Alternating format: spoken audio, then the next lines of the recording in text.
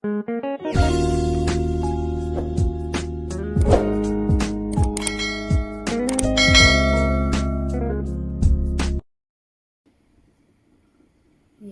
hello po sa ating lahat. Ayan, magluluto po ako ng tomato rice. Ayan, lagyan ko po ng olive oil. Tapos, sibuyas.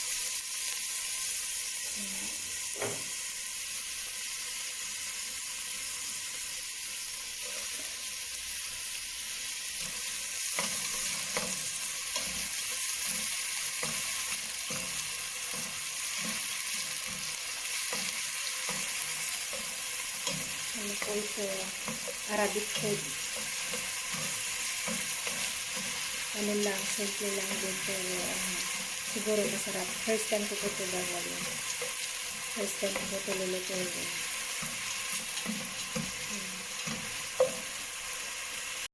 Tapos, kamatis, tomato,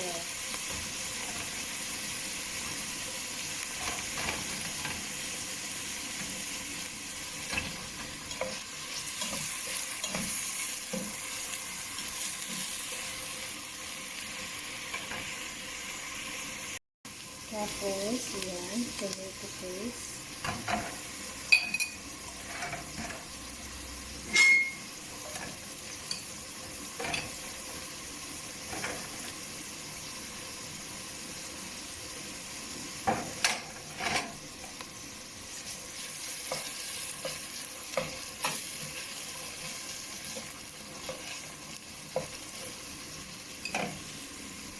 Tapos yung tomato paste na ginawa ko. Fresh tomato paste. Yan. Yung blender ko noon na tomato sauce. Yung tomato na ginawa kong tomato paste. Fresh paste. Tapos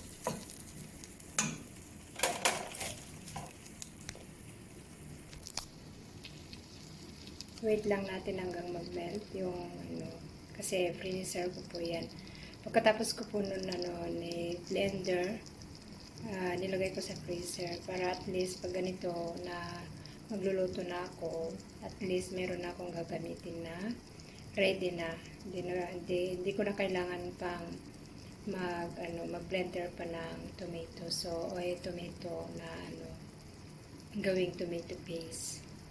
Yan. Yan, nag-melt na. Lagyan ko ng chicken cubes. Tapos, paprika. Yan. Tapos, lagyan din natin ng paminta. Ayan, yung paminta ko po, yun ko pa. Yan. Paminta. Tapos, haluin natin. Ayan.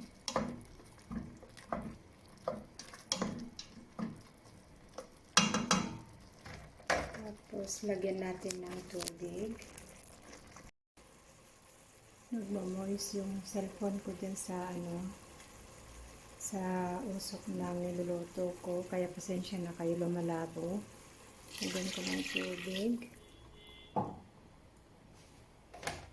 Haluin natin. Ayan. Medyo malabo yung kasi nag-moist yung usok sa cellphone ko. Ayan. Tapos pag kumulo, lalagyan na natin yung rice. Ayan. Tapos lagyan natin ng chicken powder.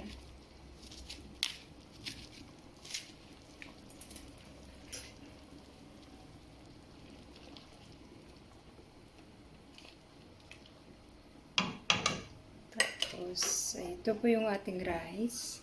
Ating lalagay. Ano po to? Basmati rice. Yung mahaba po ang butil niyan. Yan po, ilalagay na po natin.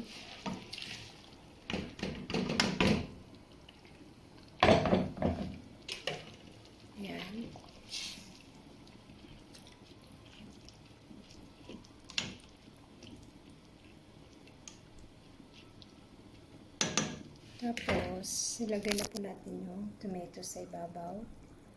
Yan. Tomato rice nga. Daming tomato.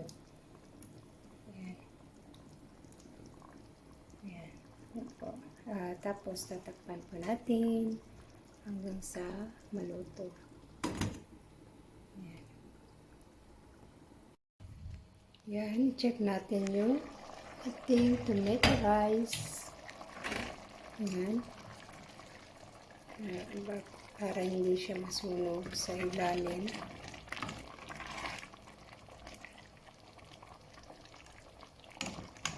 Sana masarap yung kakalabasan. Kasi first time ko itong ginawa. Yan. Baka wala kung anong lasa. Tignan natin kung anong lasa.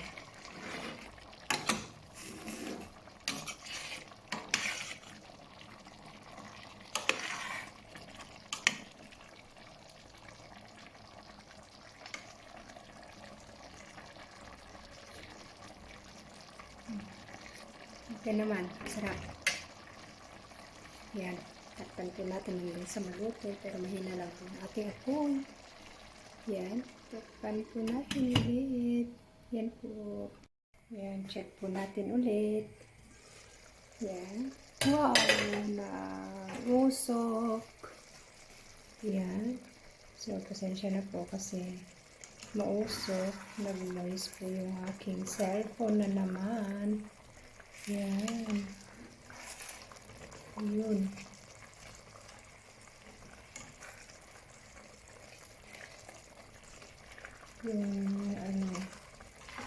Yung tomato buo-buo pa din.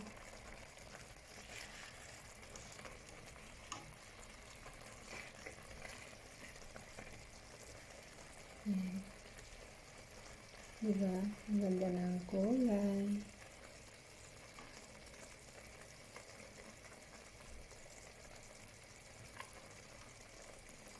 Huwag lang natin masyadong halo-haloin kasi baka madurog-durog ng ating kanin. Kailangan buo-buo po yung butil ng ating rice. Yan po.